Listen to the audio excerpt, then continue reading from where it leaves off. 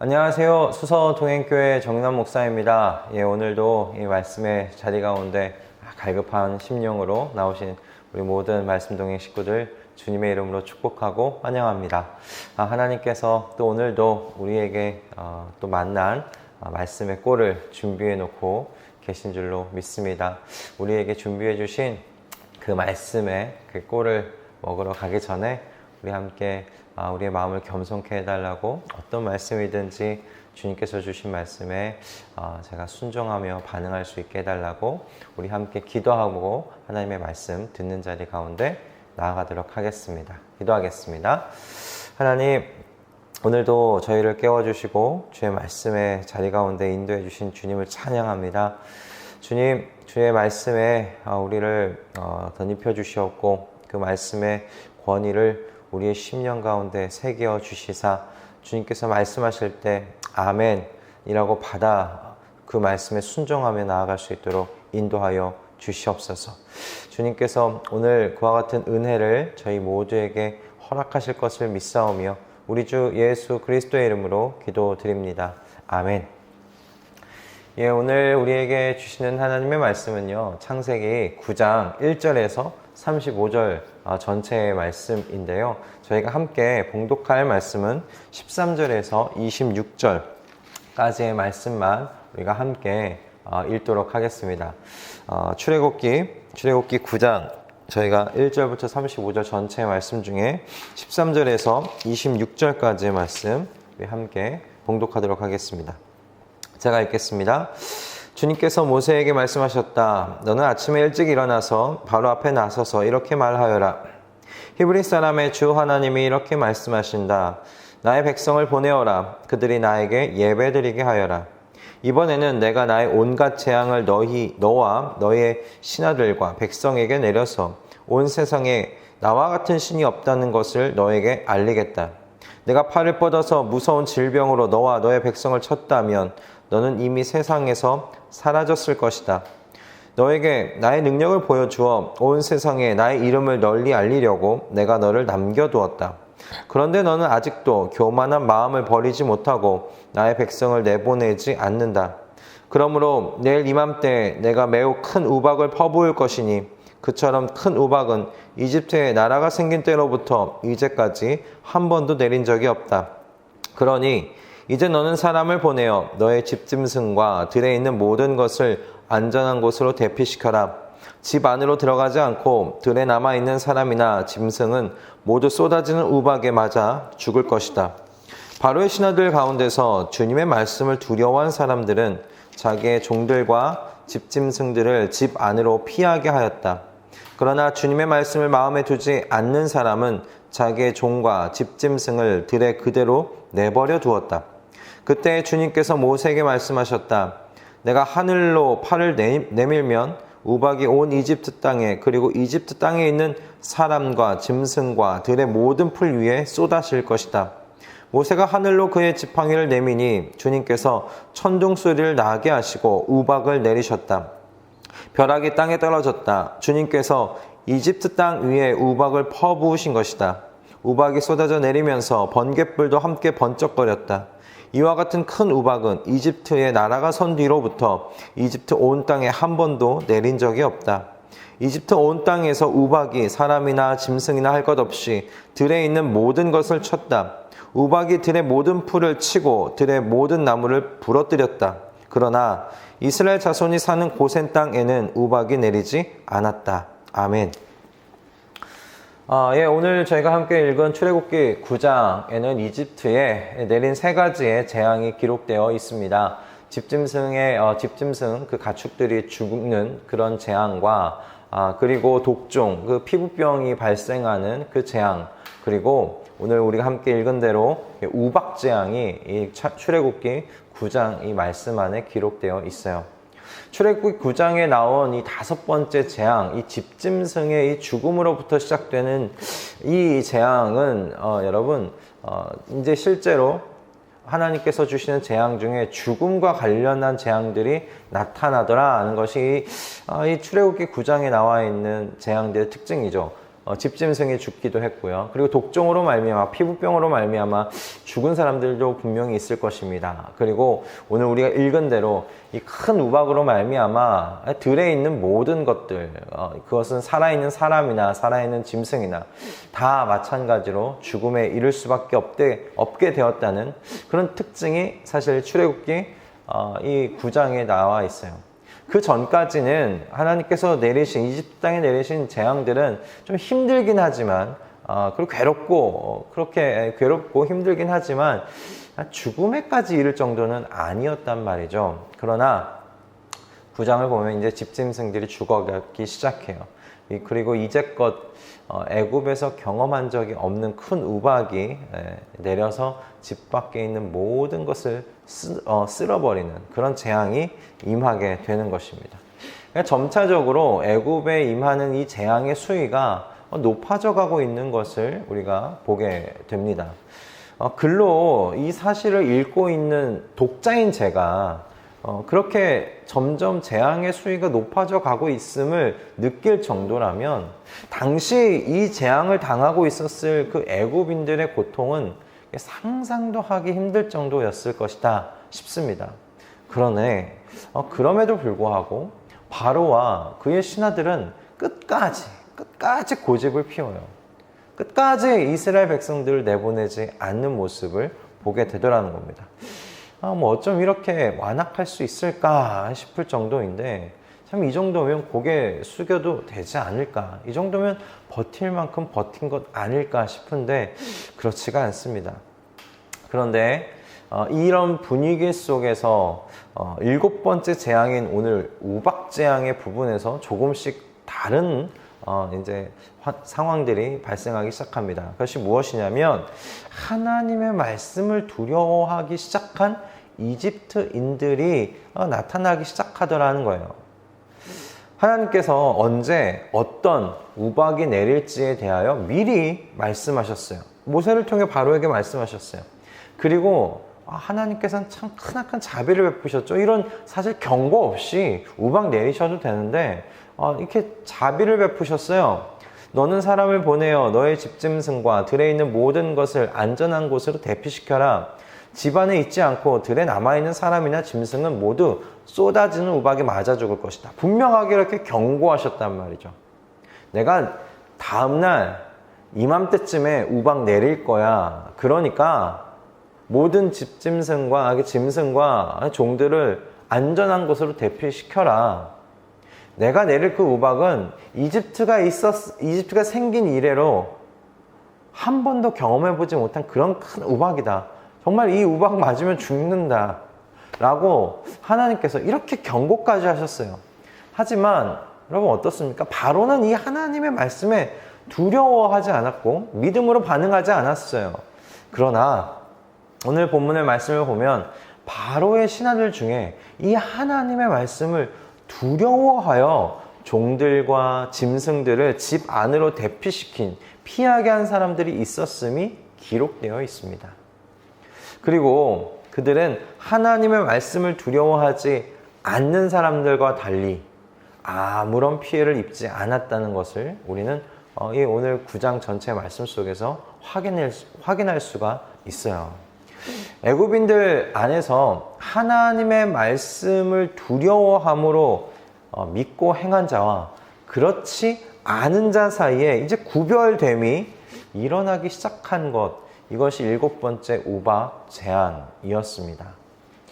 이 우박 재앙의 내용을 이렇게 보고 묵상하면서 저는 이게 시편 1편의 말씀이 이게 생각나더라고요. 시편 1편은 시편 그 전체의 말씀의 그 큰 뼈대를 제공하는 굉장히 중요한 말씀입니다. 그래서 시편 전체를 이해하는 데 있어서 사실 시편 1편과 2편 이 두 편이 굉장히 중요한 역할을 해요. 근데 그 중에 이 시편 1편에는 시인이 이렇게 이야기를 하죠. 하나님의 말씀을 즐거워하고 밤낮으로 묵상하는 사람은 시냇가에 심겨진 나무와 같이 복된 사람이라고 말하고 있습니다. 그리고 바로 이 사람이 하나님의 말씀을 즐거워하고 그래서 밤낮으로 이 하나님의 말씀을 묵상하는 바로 이 사람이 하나님 보시기에 의인이라고 말씀하고 있어요. 하나님의 말씀을 즐거워하여 묵상하고, 그건 무슨 말입니까? 그 하나님의 말씀을 무겁게 여기면서 경외하면서 그 말씀이 이야기하는 것이 무엇인지, 그 안에 두신 하나님의 마음이 무엇인지를 깨닫고 그대로 이 말씀을 순종하려는 그런 사람의 모습 아닙니까? 그 사람을 하나님께서 의인이라고 칭하시는 거예요. 그러나 악에는 그렇지가 않아요. 악에는 바람에 나는 겨와 같다라고 이야기를 하고 있습니다. 왜 그럴까요? 그 이유는 그는 하나님의 말씀 위에 심겨지지 않았기 때문에 그래요. 악인은 하나님의 말씀을 즐거워하지 않죠. 하나님의 말씀을 두려워하지 않아요. 그래서 그의 형편이 어떻다? 시인이 표현하는 것은 바람에 흩날리는 쭉정이와 같다 라고 악인의 형편에 대하여 시인은 그렇게 이야기를 합니다. 오늘 본문에 나온 이 하나님의 말씀을 두려워하지 않는 이집트인들이 저는 꼭 그렇게 보였어요. 하나님께서 분명하게 내일 이맘때쯤 우박이 내릴 것이다. 그러니 짐승들과 너의 종들, 들에 있는 것들 모두 다 안전한 곳으로 대피시켜라. 그렇게 말씀하셨어요. 그런데 그 하나님의 말씀을 두려워하지 않았단 말이죠.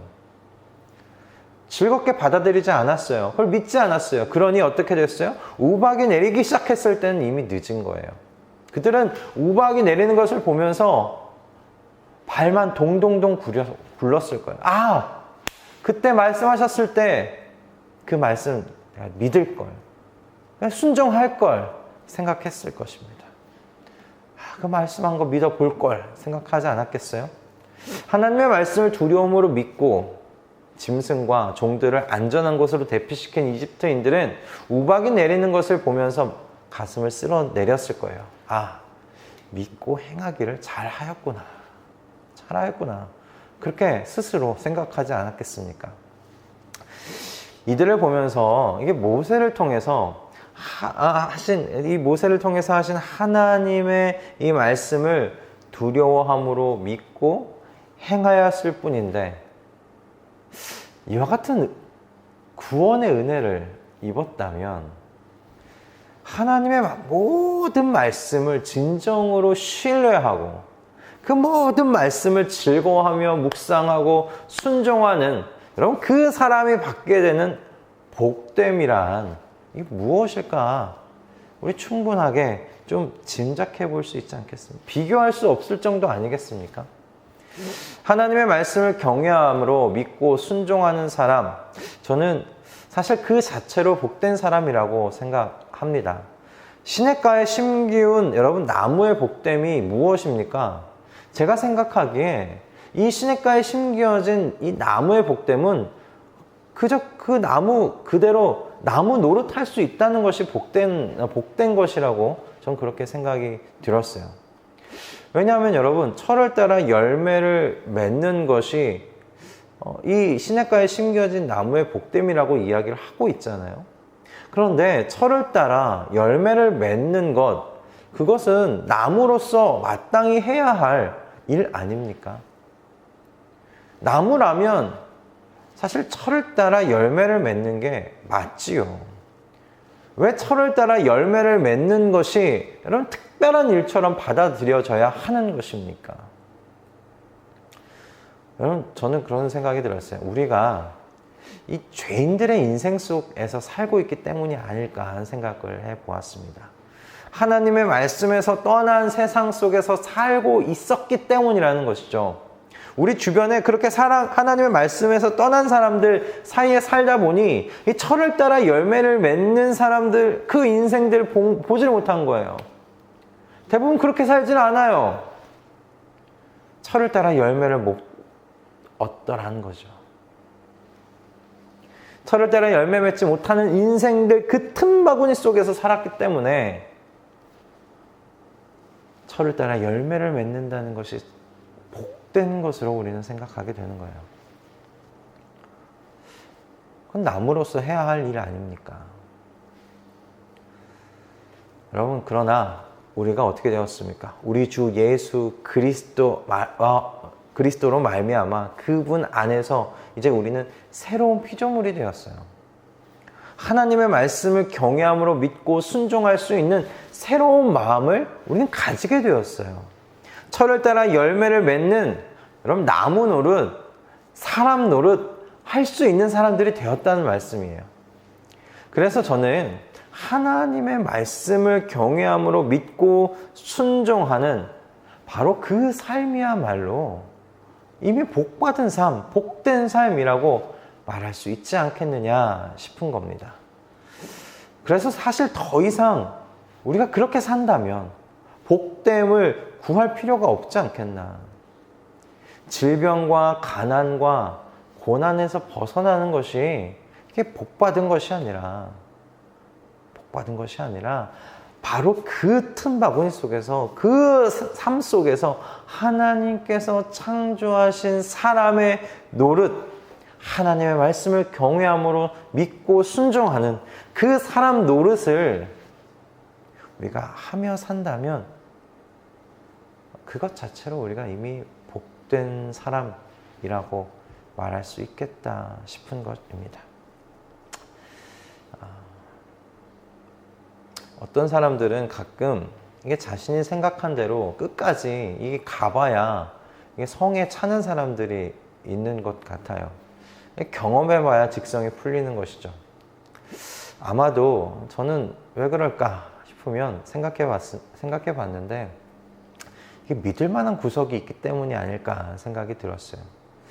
오늘 9장 말씀에 하나님께서 이집트를 우박으로 때리실 때 그때 시기가 이집트의 추수 시기인 2월과 3월 사이였던 것 같아요. 그때 이미 추수해야 할 삶과 이 보리는 피해를 입었다라고 기록하고 있습니다. 그러나 아직 무엇이 남아있는가? 밀과 쌀보리는 이삭이 필 때가 아니어서 피해를 입지 않았다고 기록되어 있어요. 뭔가요? 이게 버틸 만한 구석이 있는 거예요. 그래, 이거는 그래, 버려. 하지만 아직 난 이게 남아있어. 이걸로 난 버텨볼 수 있어. 이거라면 내가 내 힘으로 뭔가 해볼 수 있어. 그래서일까요? 바로와 그의 신하들은 계속 고집을 부립니다. 그러나 이 믿을 구석, 이들이 믿는 이 구석도 하나님께서 제거하실 날이 이제 곧 다가옵니다. 이 뒤에 있는 이 10장과 11장의 말씀 속에서 우리는 그들이 끝까지 또 믿고 있었던 구석을 제거해 버리시는 하나님을 보게 되실 겁니다. 여러분, 끝까지 가지 마십시오. 끝까지 가지 마십시오. 하나님께서는 충분히 하나님의 말씀을 경외하며 그 말씀을 믿고 순종할 수 있도록 분명한 증거를 저와 여러분들에게 보여주셨어요. 우린 예수 그리스도의 십자가, 그 십자가를 여러분 한번 바라보실 수 있기 바랍니다. 그 십자가를 언제나 마음 가운데 품고 묵상해 보실 수 있기를 바랍니다. 그 십자가의 균형을 늘 갖추시기를 권면드립니다. 하나님의 징계가 얼마나 엄하고 혹독한지 십자가가 증거해주고 있지 않습니까? 죄에 대한 징계가, 악인에 대한 징계가 어떠한 것인지 십자가의 예수 그리스도께서 보여주고 계시지 않습니까? 그러나 하나님의 말씀을 두려워함으로 믿고 피한 모든 이들에게 하나님께서는 은혜와 자비로 그들을 품에 품으실 하나님이시라는 그것을 또한 우리 주 예수 그리스도의 십자가가 우리에게 좀 알려주고 있지 않습니까? 여러분, 주님의 말씀을 경외하십시오. 주님의 말씀을 믿고 그 말씀대로 행했던 그 모든 사람들, 이집트인들은 그 말씀 때문에 살았습니다. 구원을 얻었습니다. 피해를 보지 않았습니다. 여러분, 주님의 말씀을 경외하십시오. 그 말씀을 믿고 순종하십시오.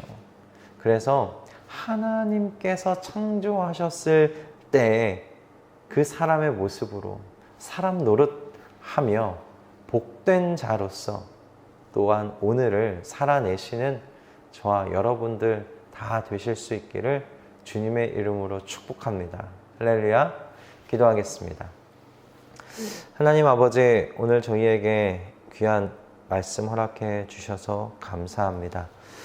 하나님, 하나님의 말씀을 두려워하고 그 말씀을 믿고 순종한 이들은 그 모든 고난 속에서, 고통 속에서 피한 것을 보게 됩니다. 참으로 의인은 믿음으로 말미암아 살리라 하신 그 말씀대로임을 고백합니다.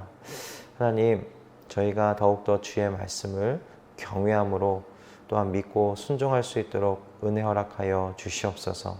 그래서 시냇가에 심기어진 나무가 철을 따라 열매를 맺듯이 그렇게 나무 노릇하면서 살 수 있게 되듯이 주님, 저희가 이 땅에서 하나님께서 창조하신 사람의 모습대로 사람 노릇하면서 살아갈 수 있도록 주님 역사하여 주시옵소서.